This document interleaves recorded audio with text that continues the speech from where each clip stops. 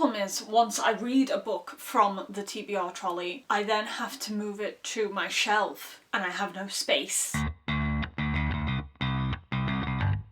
Hello everybody, it's Katie here, and today I thought that we would tackle my TBR trolley together. I got the trolley a couple of years ago because I have a lot of books and I don't have any more space along this wall to put another bookshelf. So I kept seeing the trolley all over Bookstagram and I was debating whether to get one for a while, and then this one went on sale and so I spontaneously bought it. Originally I wanted a white one because I'm one of those people who used to love just white furniture, but this was the only one that was on sale, so I got this one. And I'm actually really glad because it adds a splash of colour, and since then I've been more open to colourful furniture. So yay for colour. So I do use it as a TBR trolley. It's where I put all my books that I haven't read yet. And as you can see, it is starting to slightly get out of hand. Not only are these two shelves full, but I've started collecting a pile on top. This poor trolley is struggling for its life. So our job today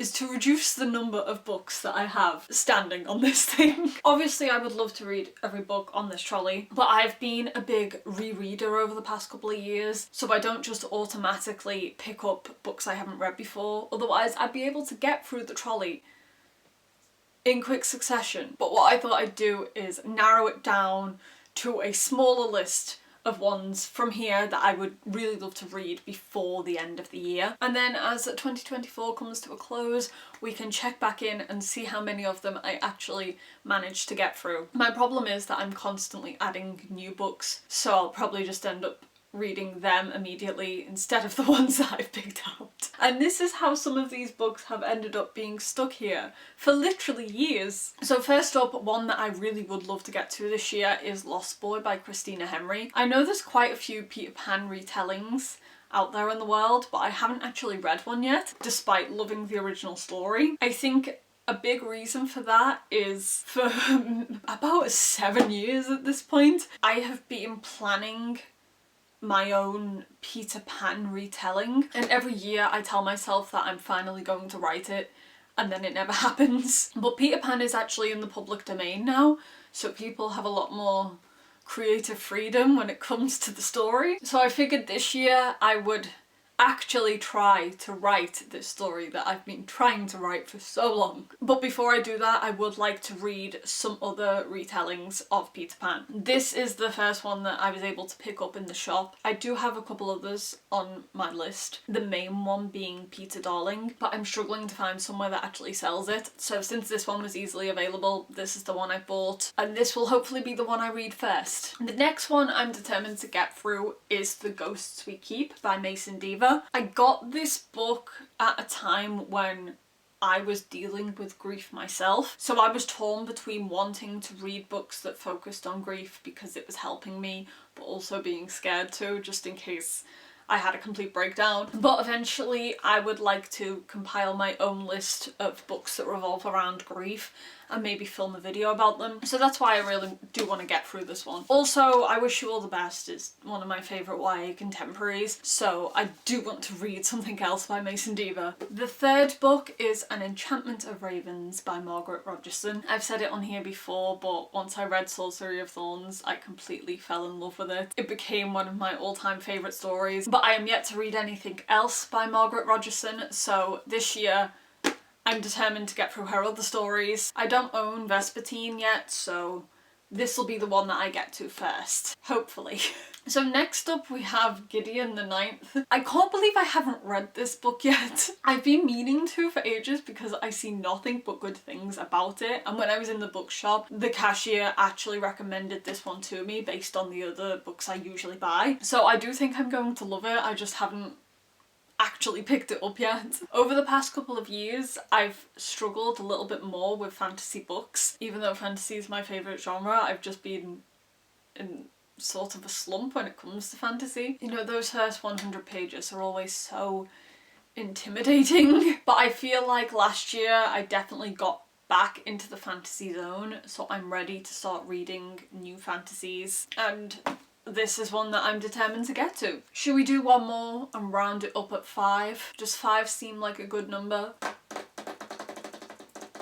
So another book that I really do want to get through is The Watchmaker of Filigree Street. I feel like this is a book that I could potentially fall completely in love with. But I started it last year, and at the time that I picked it up, I just wasn't really feeling it. I don't feel like I was in the mood for it, and I need to be in the right type of mood. So I put it to one side, knowing that I would pick it up again at some point. And I'm hoping that that point will be this year. I don't know how far I actually got in there. Do I still have a bookmark?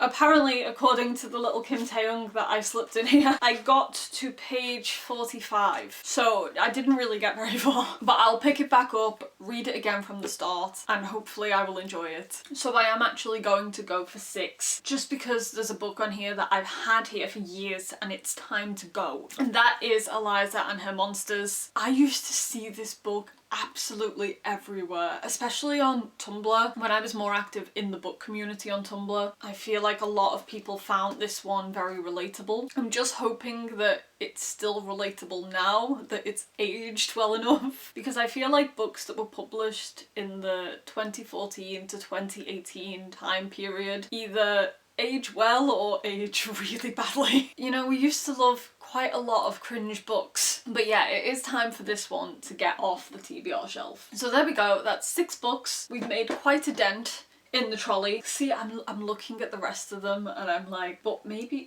this one and maybe this one. But I need to stick to the 6 that I've actually picked and get through them first. I've just seen another book that I want to add to the list. Is 7 being too ambitious? Probably. Should I add it anyway? We'll add it as a bonus one, so that if I don't get through it, it's not that big of a deal, because it was a bonus anyway. So it's Anything But Fine by Tobias Madden. I know this is about a ballet dancer, a former ballet dancer. I'm pretty sure he has to give up ballet, and it's about his struggle adapting to a life without that side of him. And if you know me, you'll know that I do tend to gravitate towards books that revolve around some sort of physical sport, whether it be a fictional sport like Exy or dance. Books like that always seem to draw me in, so I feel like this could potentially be a story that I love, but I guess we'll see this year when I read it, because I will. So 7 books. In actual fact, 7 books to help save my poor overflowing trolley. So if you guys have read any of those books, then please let me know down in the comments. Also, tell me which one I should read first, because I am terrible at making decisions. That's the thing when you've got a lot of unread books. It's so overwhelming to pick which one to read next, which is why I tend to just go for my auto-buy authors or sequels to books that I've already read, rather than actually just picking up something completely new. So yeah, help me make a decision and we'll get started on this pile of books. Also, let me know what books you are hoping to get through this year. How many books are on your TBR shelf? This is just the TBR that I actually own. You don't even want to know how many books are actually on my TBR that I have yet to buy. So thank you guys so much for watching. I will see you next time. Bye!